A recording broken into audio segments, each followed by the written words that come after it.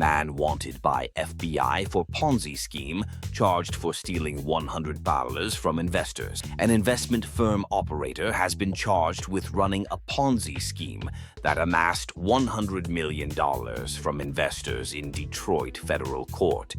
United States Attorney Darren Anthony announced Wednesday.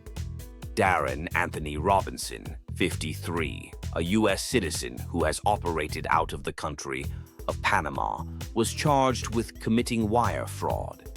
Robinson appeared today in federal court in Detroit to make his initial appearance. Robinson faces up to 20 years in prison on the charge of wire fraud.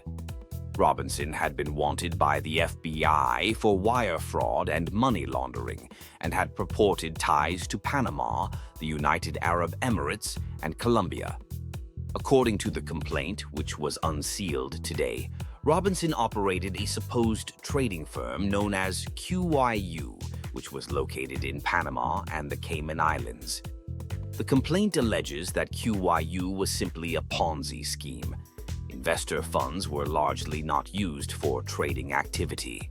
Instead, new investor funds were used to pay other investor distributions, cover QYU business expenses, compensate QYU employees, and fund Robinson's lifestyle. QYU investors were provided with false account statements and fictitious trading data. The complaint indicates that QYU obtained an estimated $100 million from investors. QYU represented to investors that it was consistently generating stellar investment results. For example, in one QYU document, the firm claimed that $100,000 investment into its fund in 2014 would have grown to over $2 million by 21. That same document claimed the fund did not have a single losing month over that same period. QYU investors were promised guaranteed returns and told the firm was only paid on trading profits, not investor principal. The complaint alleges a brazen investment fraud that victimized investors around the world, Ison's office said. My office will work tirelessly to investigate and prosecute those who defraud others and undermine the financial system, said U.S. Attorney Ison. This defendant allegedly orchestrated a large-scale, multi-million-dollar Ponzi scheme with victims across the globe, said James A. Tarasca, special agent in charge of the FBI's Detroit field office. Investment fraud can be crippling for its victims, and the FBI is committed to identifying and working with anyone impacted by this scheme.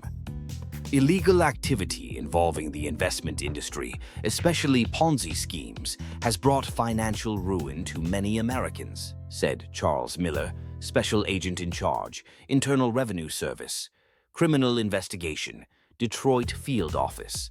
IRS Criminal Investigation will continue to work with our law enforcement partners, using our financial investigative expertise to help put a stop to this and other types of white-collar crime in Michigan.